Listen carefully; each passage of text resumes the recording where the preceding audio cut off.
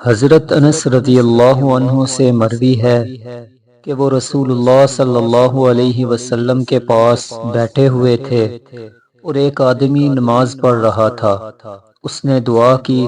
اللہم انی اسألک بأن لک الحمد لا الہ الا انت المنان بدیع السماوات والارض یا ذا الجلال والاکرام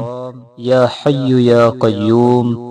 اے اللہ، میں تجھ سے سوال کرتا ہوں اس لیے کہ تیری ہی تعریف ہے، تیرے سوا کوئی معبود نہیں، تو بے انتہا احسان کرنے والا ہے، آسمان و زمین کو بے مادہ و بے نمونہ پیدا کرنے والا ہے، اے جلال والاکرام والے، اے زندہ، اے نگرانی کرنے والے۔ تو نبی صلی اللہ علیہ وسلم نے فرمایا، تحقیق اس نے اللہ سے اس کے اس عظیم نام کے واسطے سے دعا کی ہے جس سے دعا کی جائے تو وہ قبول کرتا ہے، مانگا جائے تو دیتا ہے۔